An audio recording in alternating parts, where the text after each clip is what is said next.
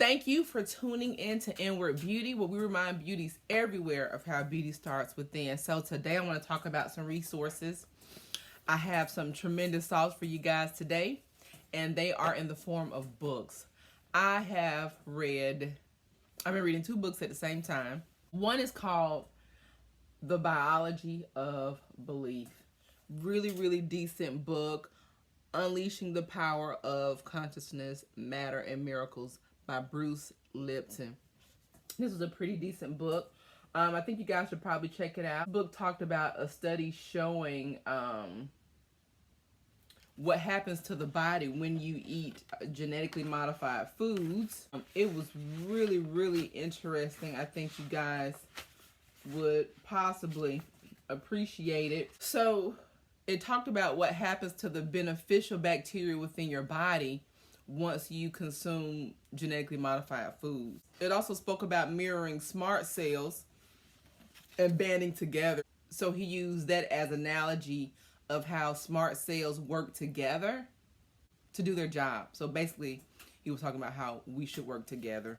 So he spoke about what happens when we eat genetically modified foods and how it alters beneficial bacteria within our intestines. And then he mentioned mirroring smart cells by banding together, moving beyond Darwinian theory, which stresses the importance of individualism, right? And he spoke about the importance of community, which reminded me of African cultures. The sense of community, banding together, taking a village, that kind of thing. And then he spoke about, he had a section in the book where he was saying right here, Earth and all of its species constitutes one interactive living organism, which he quotes from a whole nother author.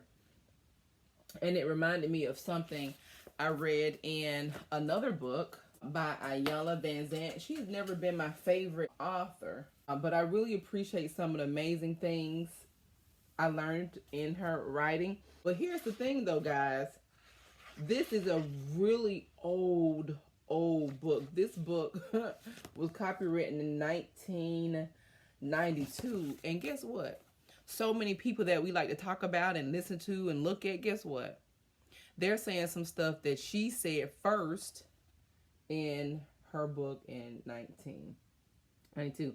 Okay, but back to what I was saying about us working together like the cells, becoming one because everything is connected. It reminded me of a passage inside Iyanla Vanzant's book that asks a question, am I my brother's keeper? And so this reminded me of a story that was in the Bible where Cain, one of Adam and Eve's sons, the oldest son, killed his brother Abel, and the Lord asked Cain, hey, where's your brother Abel? And Cain said, oh, how am I supposed to know? Am I my brother's keeper? Iyanla Vanzant had that particular statement within her book, and she asked a series of questions we should ask ourselves daily. Who did I help?